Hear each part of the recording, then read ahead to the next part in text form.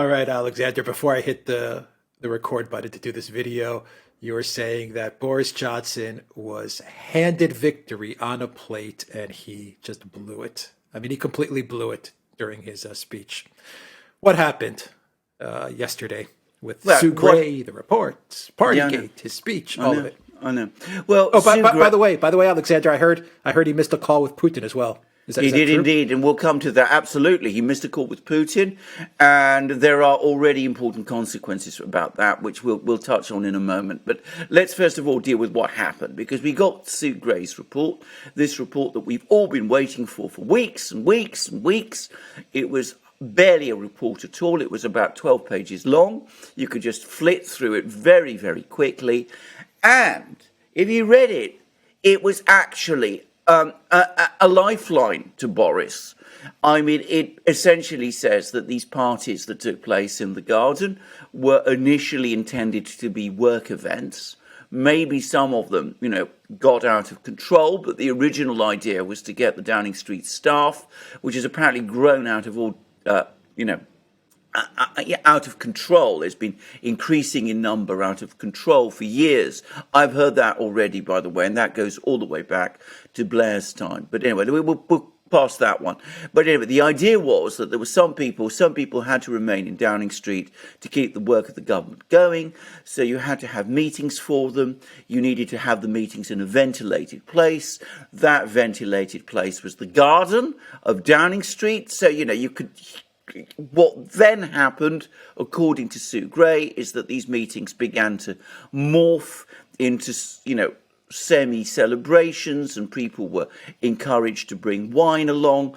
And perhaps the most ridiculous sentence in the whole report was that, alcohol consumption, excessive alcohol consumption whilst at work is a bad thing, which presumably means that some alcohol consumption whilst at work is okay. I mean, it's just absolutely ridiculous.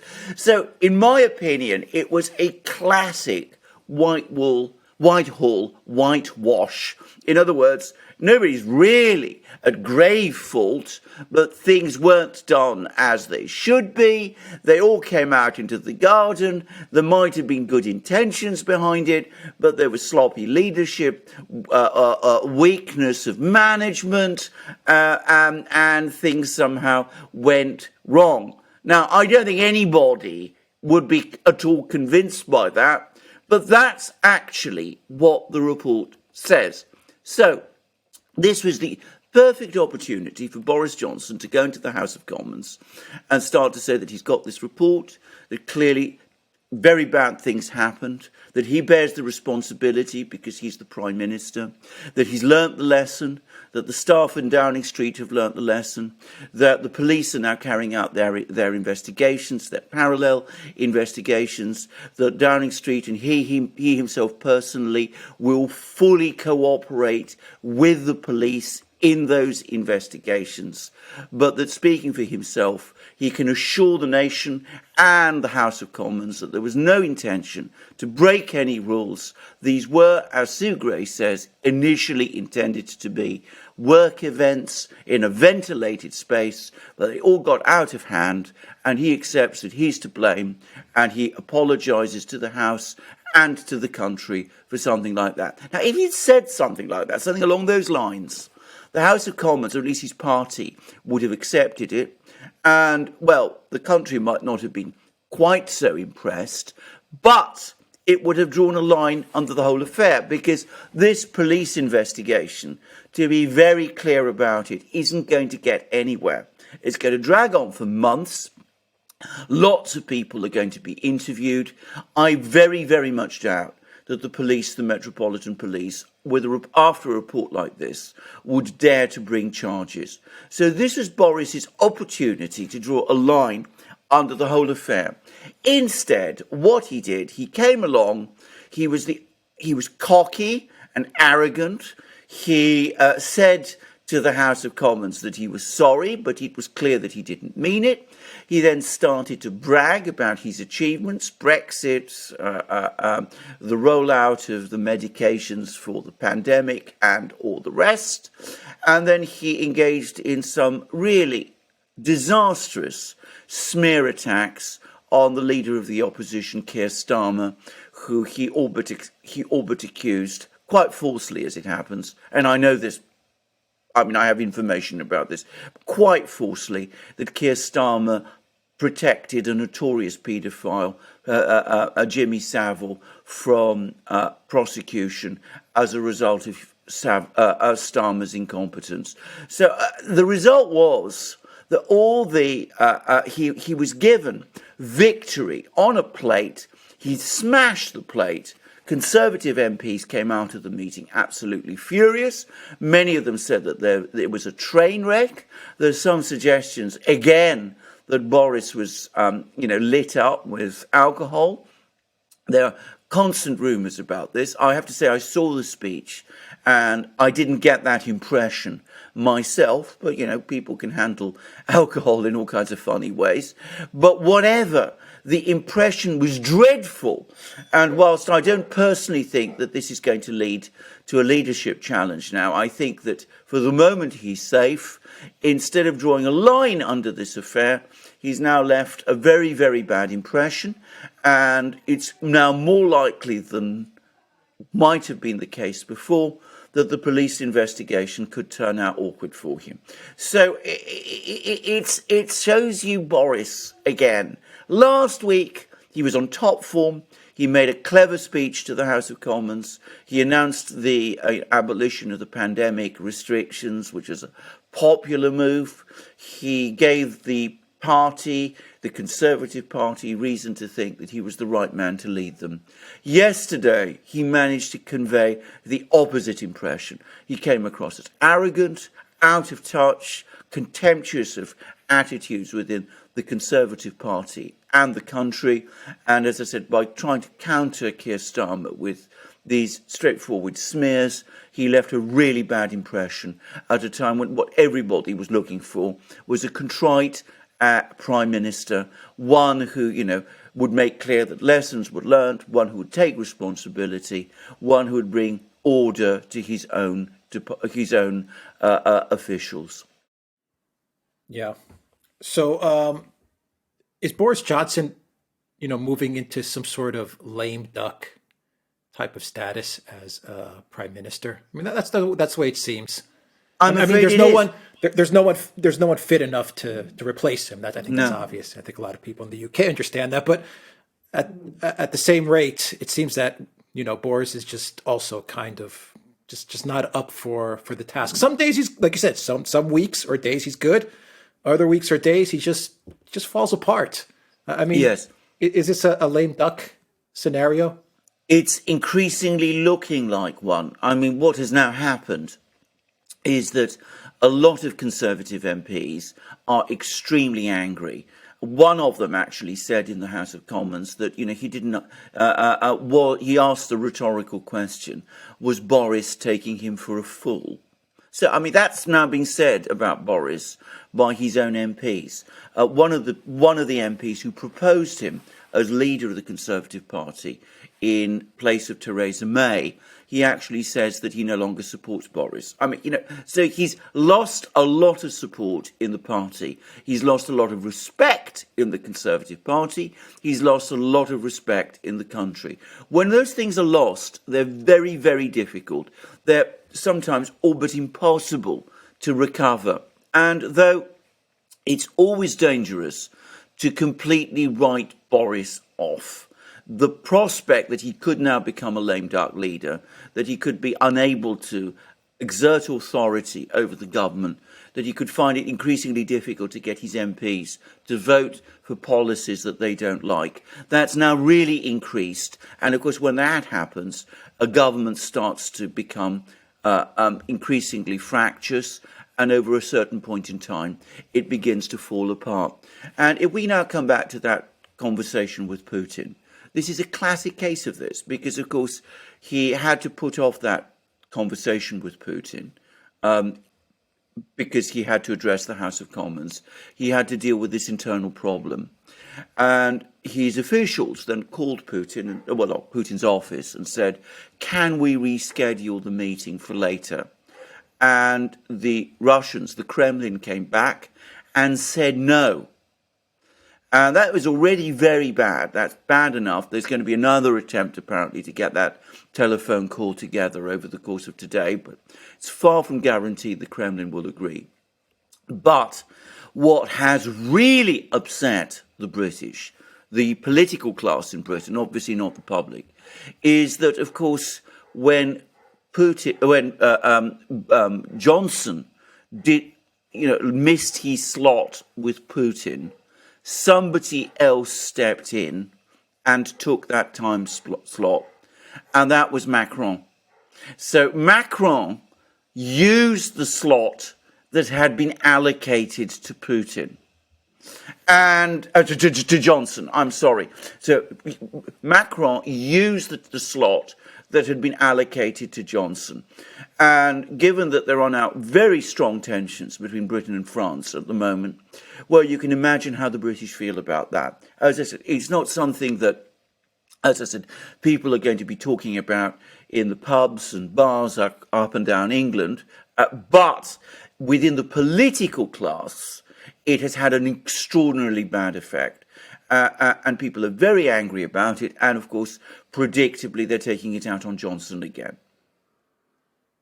Yeah, Johnson really, really blew it. Boy, that report was a complete dud. He's really lucky that he doesn't have any capable opponents in the Conservative Party and any capable opponents in Labour as well. I mean, he's very, very fortunate that there's not, any outstanding politicians there to challenge him. Absolutely. I mean, if we talk about the Labour Party, so Keir Starmer got up, did a respectable speech. It wasn't a tremendous speech. But then Johnson came back and smeared him in this ludicrous and untrue way.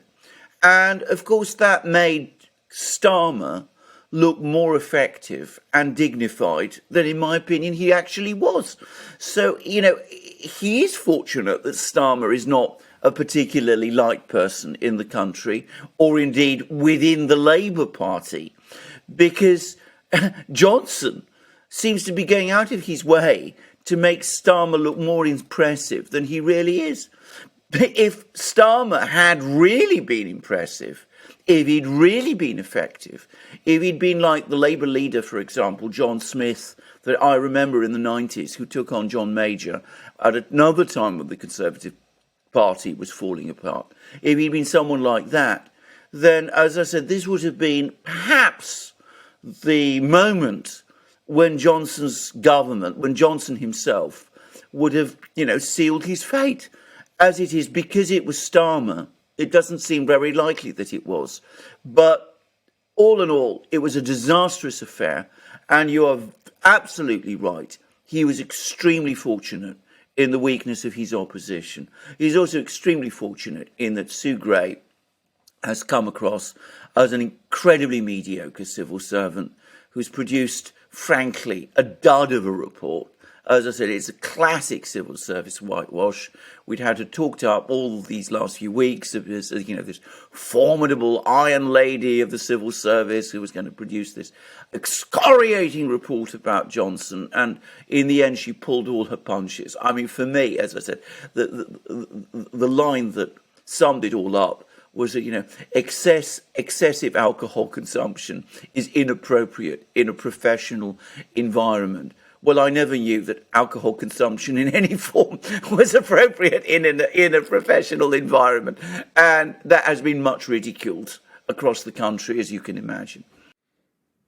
Yeah. I don't have a problem. Okay, I have a problem with the fact they were building it up. Okay, that's what the media does. They were building it up, and the report ended up being a dud. It's not the first time we've seen that. It won't be the last time we've seen that. I mean, the Mueller report or stuff like that. God, was that a dud as well? But, the part that really just pisses me off in closing is that Boris Johnson just could have, like you said, he could have drawn a line under it. It could have been over and done with.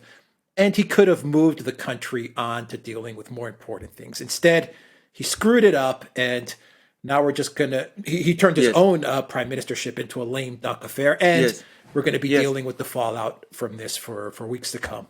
I mean, he just could have been done with it and screwed it up. Absolutely. It's difficult to understand why he didn't.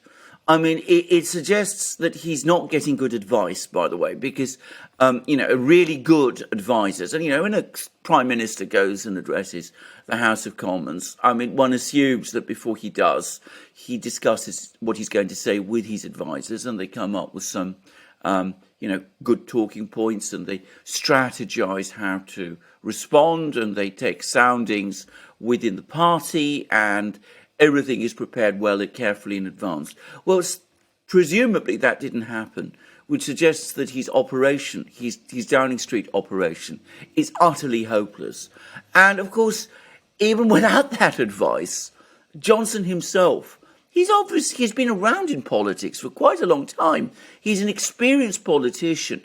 You would have thought that he would know better. So it's absolutely classic Boris. As I said so many times, he's played the clown all his life. He doesn't know when the moment has come to be serious. And this is a classic example of this. He went in to this meeting in the House of Commons with totally the wrong attitude.